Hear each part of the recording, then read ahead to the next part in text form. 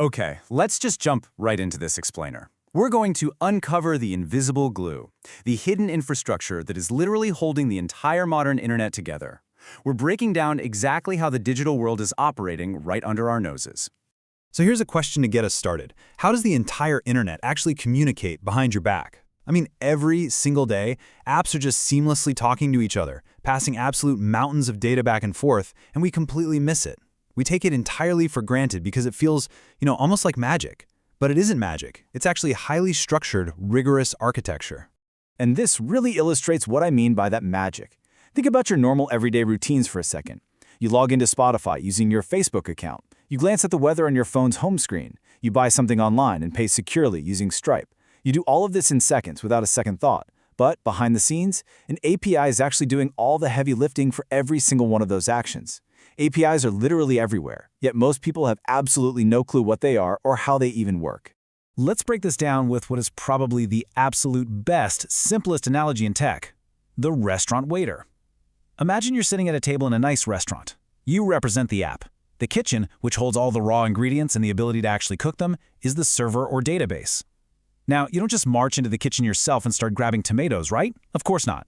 You need a messenger. You use the waiter. You give the waiter your specific order, the waiter carries that request to the kitchen preps it, and the waiter brings your food, or in our digital case, your data, right back to your table. The API is that waiter. So, moving from that metaphor to the technical reality, an API, which stands for Application Programming Interface, is fundamentally a strict contract. It's a defined set of rules between two pieces of software. It specifies exactly what requests you're allowed to make, exactly what format you have to use to make them, and exactly what responses you're going to get in return. Just like a real restaurant, the waiter is only going to take orders that are actually printed on the menu. Now, obviously, not all menus are open to the public. On one hand, we have public APIs. These are the ones companies share with the whole world. Think of Google Maps or Open Weather Map. Any developer out there can use these public waiters to build their own mapping or weather tools. But then, we have private APIs. These are purely internal. It's a company's own apps talking to their own secure back-end kitchen.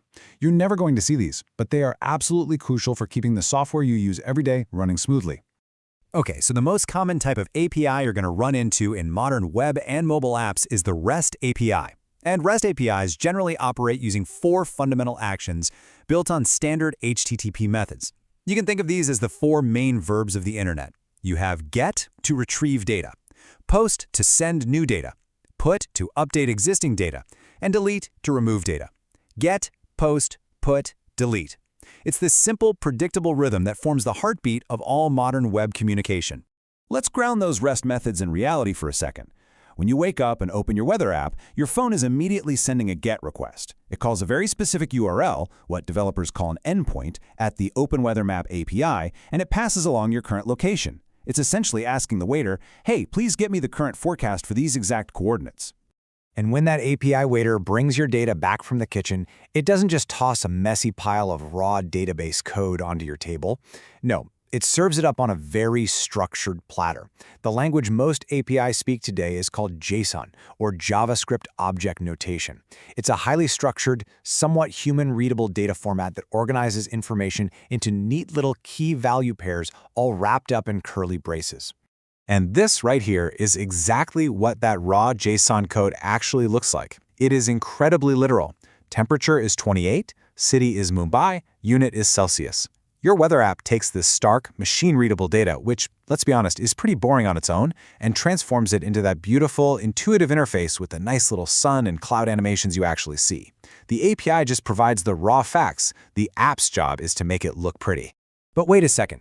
What stops just anyone from walking in and ordering the entire kitchen's inventory? Well, that is where API authentication steps in. APIs use things like API keys or OAuth tokens to act like digital padlocks. Going back to our restaurant, authentication is basically the waiter checking your ID before letting you order from the exclusive VIP menu. It ensures you actually have the right permission, preventing unauthorized users from querying a database, accessing private user data, and just generally causing absolute chaos. Now, when the waiter comes back to your table, they hand you a standard HTTP status code. This tells you exactly how the trip to the kitchen went. Developers read these codes all day long to troubleshoot. A 200, perfect success. Your food is here. A 400 means bad request, like you ordered something that literally doesn't make sense. 404 famously means not found, that item simply isn't on the menu, and a 500 means server error, which basically translates to the kitchen just caught on fire. But there's one specific, very important code we need to highlight, 429. This means too many requests. APIs typically use something called rate limiting. This is the waiter flat out refusing to take your 50th order in a single minute. If an app bombards the API with too many requests way too quickly, the API is going to throw a 429 error to protect the server from just completely collapsing under the pressure. It's a built-in defense mechanism that keeps the whole system stable for everyone else. So how do we efficiently know when our data is actually ready without overwhelming the server? Well, we basically have two options. On one side, we have polling. Polling is like being a kid in the back seat, constantly asking, "Are we there yet? Are we there yet? Are we there yet?" every 5 seconds. It wastes a ton of resources. On the other side, we have webhooks, and webhooks are brilliant. Instead of constantly badgering the API waiter, the API simply sends your app a push notification the exact millisecond the event happens. It is vastly more efficient. Now, as APIs have evolved over the years, we've moved a bit beyond just standard REST methods. For instance, Facebook developed a really popular alternative called GraphQL. Think of GraphQL as handing the waiter a highly specific, customized grocery list. You aren't just ordering the standard preset meal anymore. Instead, you get exactly the specific data you ask for, all from a single endpoint. This hugely reduces the problem of overfetching data. Contrast that with older SOAP APIs. SOAP is this much more rigid, complex XML-based protocol. You're still going to see SOAP heavily used in enterprise banking and legacy systems for sure, but it completely lacks the agility of modern REST or GraphQL approaches.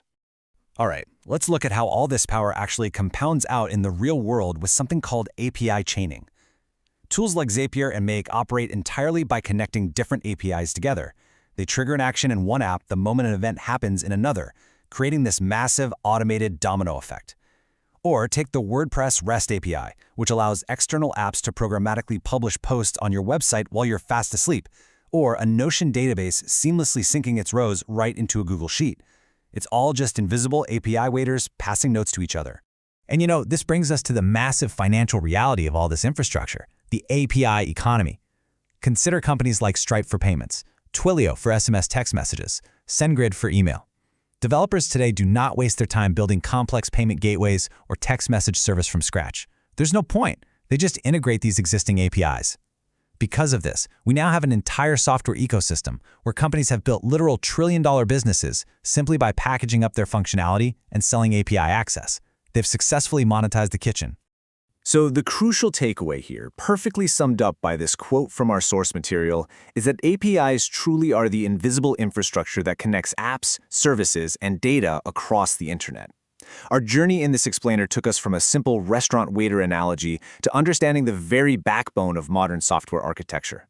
Without these strict contracts and standardized waiters running around carrying JSON data, the seamless, instant digital world we rely on simply wouldn't exist.